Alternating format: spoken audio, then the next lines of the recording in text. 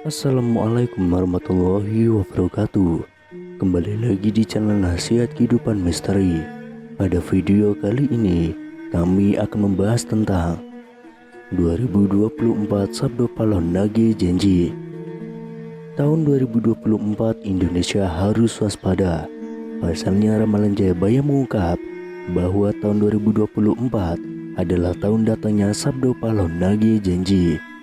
Sabdo Palon Nage Janji ini diyakini sebagai tanda akan terjadinya kekacauan atau bencana alam yang akan terjadi di berbagai daerah. Wong Jawa wis ilang Jawane adalah ungkapan Jayabaya yang menyebut tanda-tanda Sabdo Palon datang memomo masyarakat Jawa yang sudah kehilangan spiritualitasnya. Berdasarkan ramalan Jayabaya mengungkapkan bahwa masyarakat Jawa menunggu datangnya masa Sabdo Palon Nage Janji, kemudian kekacauan merajalela di mana-mana. Tercatat dalam ramalan Jayabaya dalam serat Sabdo Palon Pupu 4 bersumpah akan muncul kembali sebagai pemomong tanah Jawa setelah 500 tahun runtuhnya kerajaan Majapahit. Apabila dihitung 500 tahun dari kerajaan Majapahit runtuh pada tahun 1478, maka ramalan datangnya masa Sabdo Palon Nage Janji jatuh pada tahun 2020 hingga tahun 2024. Pertanda meletusnya Gunung Merapi yang dijelaskan dalam Pupuh 5 dalam serat Sabdo Palon yang berbunyi, Ulo Damel Pratondo, Pratondo tembah yang mamihar di Merapi yang jepluk mililahar, lindu peng pitu setino kaline banjir bandang, yang artinya saya akan membuat pertanda sebagai janji teguh saya apabila Merapi sudah meletus mengeluarkan lahar dan terjadi gempa bumi 7 kali dalam sehari serta banjir bandang akan datang. Dalam serat Sabdo Palon Pupu 13 disebutkan akan ada ombak munggah daratan yang artinya merujuk pada sebuah bencana tsunami. Berdasarkan Pupu 11 dalam serat Sabdo Palon disebutkan panggeblo engkang pinangkung lelorong ngombro-ngombro enjang sugeng sonten praloyo, yang artinya akan datang wabah mengerikan merajalela di mana-mana. Paginya orang-orang masih hidup, sorenya banyak yang mati. Selain itu akan ada juga kejadian sosial di mana perpolitikan akan memanas di tanah Jawa sehingga Indonesia menjadi carut marut. Hal tersebut lantaran adanya egosentrisme dan eksploitasi yang semakin parah. Disebutkan juga oleh Sabdo Palon bahwa moral masyarakat Jawa banyak yang rusak. Dalam ramalan Jangka Jayabaya bahwa masa Sabdo Palon Nage Janji ini akan terus menimbulkan kejadian alam dan sosial yang bakal terjadi secara terus-menerus hingga tahun 2056 berdasarkan hitungan waktu yang sudah diperkirakan. Tidak hanya tentang wilayah Pulau Jawa yang disebutkan oleh Sabdo Palon dalam ramalan Jangka Jayabaya, tapi masa Sabdo Palon meliputi satu Nusantara atau Indonesia.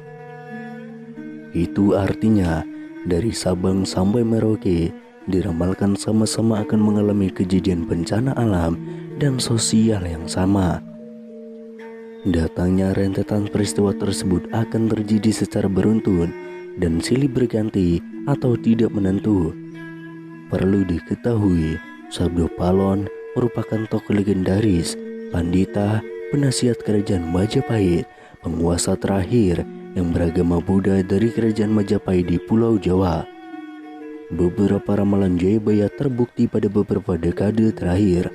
Namun sebagai masyarakat, kita tetap berdoa dan berikhtiar agar Indonesia selalu aman dan damai tanpa ada bencana di tahun 2023. Sabdo Palon Nage Janji ini berawal saat Pulau Jawa dikenal angker pada zaman dahulu, hingga Syekh Subakir yang diutus untuk menyebarkan agama Islam harus menghadapi tantangan hingga membuat perjanjian Sabdo Palon dengan roh halus penguasa wilayah yakni Ki Semar Badranaya.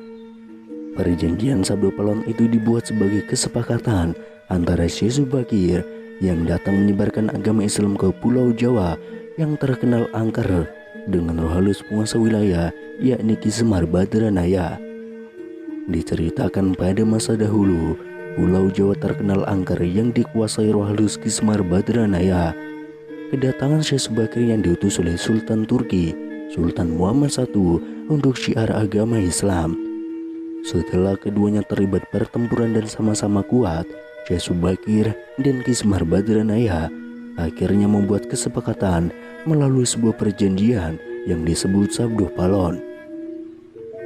Namun kedatangan Syekh Subakir dalam melakukan syiar Islam di Pulau Jawa saat itu harus mendapat rintangan hingga harus membuat perjanjian dengan Ki Semar Badranaya sebagai roh halus Bait Danyang atau penguasa wilayah Tanah Jawa. Syekh Subakir dikenal sebagai orang yang berhasil menumbali Pulau Jawa yang terkenal angker dan wingit pada dahulu kala. Saat itu Sultan Turki, Sultan Muhammad I, mendapatkan petunjuk untuk melakukan penyebaran Islam di Pulau Jawa, sebuah tempat di Tanah Jawa yang dalam pengaruh magis begitu kuat. Mulai dari jin hingga setan menghuni setiap sudut Tanah Jawa yang saat itu masih berbentuk hutan belantara. Diutuslah rombongan para alim ulama untuk mendatangi Pulau Jawa guna melakukan syiar Islam. Namun alangkah terkejutnya Sultan Muhammad I karena hampir seluruh rombongan tersebut tewas akibat perbuatan para lembut penduduk Tanah Jawa yang tidak mau menerima ajaran Islam. Namun petunjuk harus dijalankan sehingga utusan berikutnya dikirim ke Pulau Jawa yang angker itu. Sosok utusan itu terkenal alim, ahli ruqyah, memiliki kemampuan untuk berinteraksi dengan dunia gaib. Bahkan sosok ini memiliki keahlian dalam membabat tanah yang angker. Dialah Syekh Subakir yang memiliki nama asli Syekh Tambu Ali bin Syekh Bakir, berasal dari Persia atau yang sekarang lebih dikenal dengan negara Iran, yang langsung berlayar ke Pulau Jawa atas perintah Sultan Muhammad I. Sesambanya di Pulau Jawa, Syekh Subakir langsung menuju ke Gunung Tidar yang diyakini sebagai titik pusat dari Tanah Jawa. Di puncak gunung ini, Syekh Subakir memasang tumbal berupa batu hitam yang sudah diraja. Batu tersebut dikenal dengan nama Aji Kala Cakra untuk menetralisir daya magis negatif dari bangsa jin. Selama 3 hari 3 malam, batu tersebut mengeluarkan hawa yang sangat panas hingga para lelembut terpaksa menyingkir ke Laut Selatan Jawa. Kejadian itu kemudian sampai mengusik ketenangan Ki Semar Badranaya, sang danyang Tanah Jawa yang selama ribuan tahun khusyuk bertapa. Pertempuran pun akhirnya tidak terhindarkan antara Syekh Subakir dengan Ki Semar Badranaya selama 40 hari 40 malam.